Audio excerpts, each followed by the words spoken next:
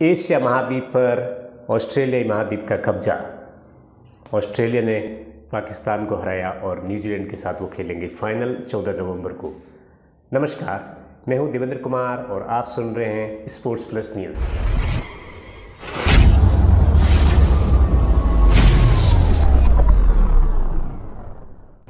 तो एक बार फिर से जो उम्मीद थी उसी के अनुसार नतीजा निकला। पाकिस्तान, जिनको ऑस्ट्रेलिया ने टॉस जीत करके पहले बल्लेबाजी के लिए आमंत्रित किया, शुरुआत बहुत धीमी रही, विकेट्स नहीं खोए, लेकिन बाबर आजम और रिजवान ने कंसोलिडेट करने की कोशिश की। लेकिन 10 ओवर में जिस तरह की स्ट्राइक रेट की ज़रूरत थी उस स्ट्राइक रेट से उन्होंने बैटिंग नहीं की। विकेट्स भले ही नहीं खोए वो, लेकिन वहाँ से वो टीम को रिकवर कराने में सक्सेसफुल नहीं रहे। फ़कर जमान ने आकर के कुछ बड़े हिट्स लगाए और उनकी मदद से शोएब मलिक ने भी कुछ शॉट्स खेले, तो उनकी मदद से पाकिस्तान पहुंचा 176 रन 4 विकेट के नुकसान पर 20 ओवर में।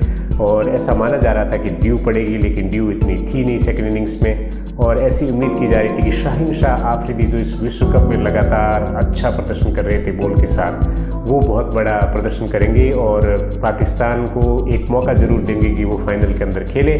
पाकिस्तान इस मैच से पहले 5 मैच खेली थी ग्रुप स्टेज में और 5 मैच वो जीत चुकी थी।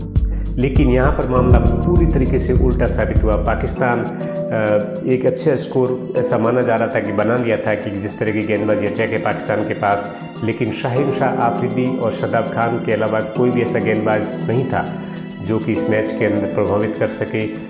मिडिल स्टेज जो इनिंग्स की थी, ऑस्ट्रेलियंस ने पहला विकेट जल्दी खोया एरन फिंच के रूप में। पहले ओवर की पहली गेंद पर वो आउट हो गए एलबीडब्ल्यू शाहीन शाह आफरीदी की गेंद पर, जो एक अच्छी इन स्विंगर थी, टप्पा खाने के बाद अंदर की तरफ आ रही थी और उसके ऊपर फिंच कुछ कर नहीं पाए। फॉरवर्ड डिफेंसिव स्ट्रोक खेलना चाहते थे, फुटवर्क उनका था नहीं, वो चलते बस से पगबद्दा आउट, एलबीडब्ल्यू आउट हो गए 0 पर मैच की यानी इनिंग्स की पहली ही गेंद पर। उसके बाद एक कंसोलिडेशन प्रोसेस शुरू हुआ। डेविड वार्नर ने बहुत समझदारी और सूझबूझ के साथ खेलने का प्रदर्शन किया और शॉट्स मारे विकेट के चारों तरफ। वो इंतजार करते रहे। इमाद वसीम का एक ओवर आया, तब तक ऑस्ट्रेलिया बहुत अंडर प्रेशर था, लेकिन उस ओवर में वार्नर ने धुआंधार तरीके से बल्लेबाजी करते हुए एक ज़बरदस्त छक्का लगा करके मोमेंटम को चेंज करने की कोशिश की और उसके बाद ऑस्ट्रेलिया वापस गेम में आया और फिर पार्टनरशिप चलती रही और ऑस्ट्रेलिया का सिलसिला आगे बढ़ता रहा। लेकिन एक समय ऐसा था जब डेविड वार्नर आउट हो चुके थे, उसके बाद ऐसा लगा कि पाकिस्तान फिर इस मैच पर कब्जा कर लेगा, लेकिन ऐसा हुआ नहीं।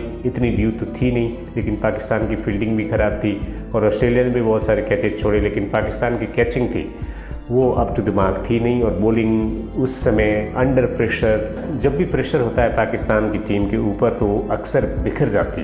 तो कुल मिलाकर के ये देखा जाए कि प्रेशर के अंदर जो पाकिस्तान का प्रदर्शन था वो अप टू द मार्क था नहीं बॉल के साथ, और फील्डिंग के अंदर भी वो इतने सक्षम साबित नहीं हुए। तो कुल मिलाकर के ऑस्ट्रेलिया ने शानदार प्रदर्शन करते हुए वो वहाँ पर पहुँचे और 5 विकेट 95 रन्स के ऊपर जा चुके थे। लेकिन उसके बाद मैथ्यू वेड और मार्कस स्टोइनिस, आपको याद होगा कि मार्कस स्टोइनिस ने साउथ अफ्रीका के साथ खेलते हुए एक बहुत इसी तरह से फंसे हुए मैच के अंदर ऑस्ट्रेलिया को जीत दिलाई थी। एक और मैच में और इस तरह का प्रदर्शन किया था, तो मार्कस स्टोइनिस ने शानदार बल्लेबाजी का प्रदर्शन किया। लेकिन जो हीरो थे मैच के वो थे ऑस्ट्रेलिया के विकेट कीपर, जिनको 3 साल पहले टीम से ड्रॉप कर दिया था और उनको लगा था कि अब उनका करियर है वो ख़त्म हो चुका है। एक सेकंड विंड यानी सेकंड लाइफ उनको मिली और मैच में खेल रहे थे। उन्होंने मौके को ताड़ा और चौके और छक्कों की झड़ी लगाते हुए, खास तौर से जो 19वां ओवर था पारी का, जिसके अंदर शाहीन शाह आफरीदी की गेंदों पर जो छक्के, गगनचुंबी छक्के मारे, उसने पूरे मैच का नक्शा ही बदल दिया और छक्के के साथ उन्होंने टीम को जिता दिया, ऑस्ट्रेलिया को फाइनल में पहुंचा दिया। कुल मिलाकर के ये कहा जाए कि ऑस्ट्रेलिया, जिनके पास फाइनल जीतने का या फिर वर्ल्ड कप के क्वार्टर फाइनल्स में पाकिस्तान के खिलाफ बहुत अच्छा रिकॉर्ड था, उसको उन्होंने मेंटेन किया और एक बार फिर से पाकिस्तान के लगातार 16 मैच जीतने के जो सिलसिला था यूएई की धरती पर, उसको ख़त्म किया और जो अनबीटन चल रही थी पाकिस्तान, उसको हरा करके एक शानदार जीत दिलाई ऑस्ट्रेलिया को। और अब 14 नवंबर को ऑस्ट्रेलिया और न्यूजीलैंड के मध्य दुबई के इंटरनेशनल क्रिकेट स्टेडियम पर मैच खेला जाएगा। और यदि अपन संक्षिप्त में एक बार फिर से इसकी समरी करें कि हार के कारण क्या थे पाकिस्तान के लिए, तो सबसे पहला कारण ये था कि पावर प्ले के अंदर जितने रन बनने चाहिए थे, जिस स्ट्राइक रेट से बैटिंग करनी चाहिए थी, वो बाबर आजम और रिजवान नहीं कर पाए। दूसरी बात ये थी कि जब भी प्रेशर था तो वो उसको ढंग से रिस्पॉन्ड नहीं कर पाए, उन्होंने कैचेज छोड़े और कप्तानी के अंदर भी थोड़ा बहुत बदलाव कर सकते थे। वो जब इमाद वसीम को उन्होंने ओवर दिया था, लेफ्ट हैंडेड बैट्समैन क्रीज के अंदर था, और तब उन्होंने ये काम किया, फिर उनको वो चौके और छक्के खाने पड़े। तो कुल मिलाकर के मैं आपको कह सकता हूँ कि पाकिस्तान के स्ट्रेटेजिक फेलियर प्लस उस पिच के ऊपर इनफ रन नहीं थे, स्ट्राइक रेट बाबर आजम और रिजवान की नहीं थी, और जब प्रेशर था तो वो up to the mark perform नहीं कर पाए। तो ये सभी फैक्टर रहे पाकिस्तान के हार के लिए। और ऑस्ट्रेलिया के लिए जो पॉजिटिव थे वो थी मैथ्यू वेड की शानदार बल्लेबाजी, मार्कस स्टोइनिस का प्रेशर के अंदर अच्छा प्रदर्शन, और ऑस्ट्रेलिया इस जीत से निश्चित ही डिटरमिन होगा कि वो न्यूजीलैंड को हराए 14 नवंबर को इसी दुबई क्रिकेट स्टेडियम के अंदर। तो ये थी मेन खबरें, लेकिन इसके अलावा भी कुछ खबरें हैं खेल के मैदान से आ रही है, जिसके अंदर रोहित शर्मा ने भारतीय क्रिकेट बोर्ड यानी BCCI से मांगा है रेस्ट, जिसके अंदर टेस्ट मैचेस के अंदर वो रेस्ट करना चाहते हैं। इसका मतलब अजिंक्य रहाणे वो भारतीय टीम के पहले टेस्ट मैच के कप्तान बन सकते हैं। उसके अलावा डेवन कॉनवे थे जो कि न्यूजीलैंड के बैटर थे, जिन्होंने न्यूजीलैंड को जीतने में बहुत ज़बरदस्त भूमिका निभाई थी।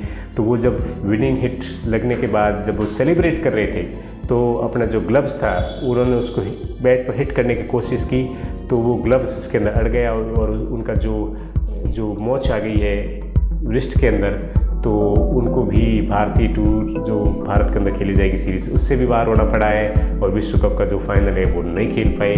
तो खुशी खुशी में भी न्यूजीलैंड ने थोड़ा सा डैमेज कर लिया है खुद के लिए। तो आने वाला जो वक्त है 14 नवंबर को वहाँ पर ट्रांस-टस्मानियन यानी ऑस्ट्रेलियाई महाद्वीप की 2 टीमें हैं, जिसमें ऑस्ट्रेलिया और न्यूजीलैंड के बीच में टक्कर देखने को मिलेगी। और ऑस्ट्रेलिया और न्यूजीलैंड 2015 का विश्व कप का वनडे विश्व कप का फाइनल भी खेल चुके हैं, और अब तक के जितने भी मुकाबले हैं उनके अंदर हमेशा से ही दिलचस्प मुकाबले रहे हैं। तो उम्मीद करते हैं कि आने वाला जो फाइनल है वो भी एक रोमांचक होगा, संघर्षपूर्ण होगा। आपको क्या लगता है कि पाकिस्तान के हार के क्या कारण रहे और ऑस्ट्रेलिया ने कौन कौन से एरियाज़ पर अच्छा वर्क किया? आपको क्या लगता है कि आपकी क्या प्रेडिक्शन है कि आने वाला फाइनल कौन सी टीम जीतेगी, न्यूजीलैंड जीतेगी या ऑस्ट्रेलिया जीतेगी? ज़रूर लिखिए अपने कमेंट सेक्शन में और हमें बताइए।